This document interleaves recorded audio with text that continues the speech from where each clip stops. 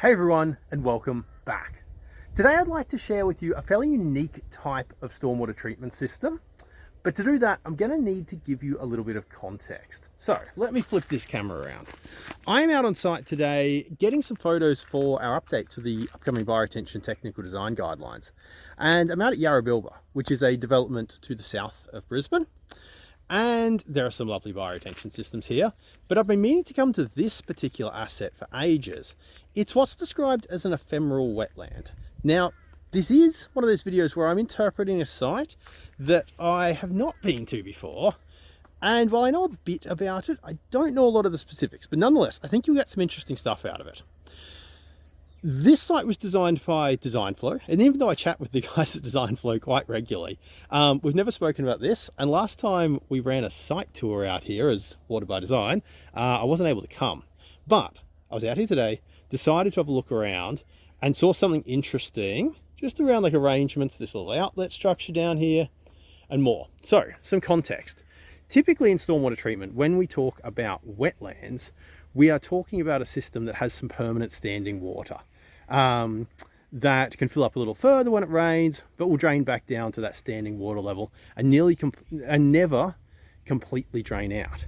But this system is designed to be ephemeral, so it can hold some standing water and it can fill up a little higher when it rains, but in between rain events, longer dry spells like we're having at the moment, you can see it's a bit dry down here, it can dry out completely.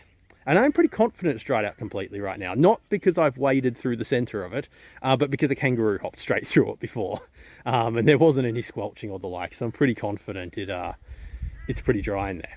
But the reason this is interesting is that over time, there's been a gradual progression, at least in my opinion, of the way we design wetlands to be less, let me flip this back around for a tick, to be a little bit less deep than they previously were. So when I entered the industry in 2010, you kind of heard about wetlands having 500 mils of standing water in them, and then when it rained, it extended the tank for another 500 above that.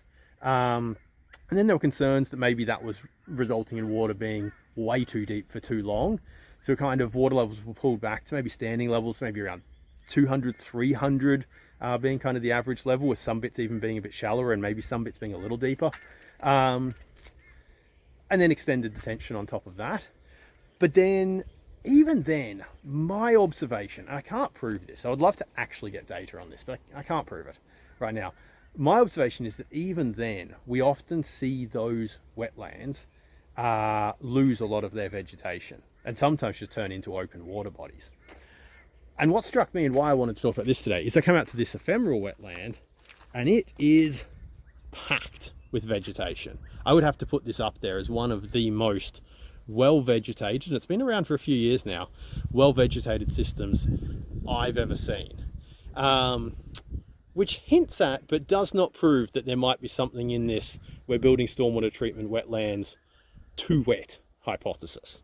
So if that's the case, it's worth just inspecting some of the design here to understand a bit more. So the way that this works, and I'll back out this way here, so I'll spin it around.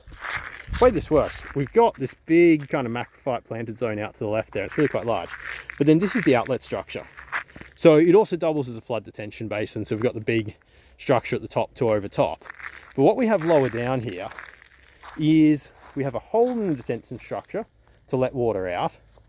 We have this wall here that controls the maximum kind of standing water level in the system. And then we have this pipe with a valve on it, which is currently closed, I checked that, that can be used to drop the wetlands water level for maintenance.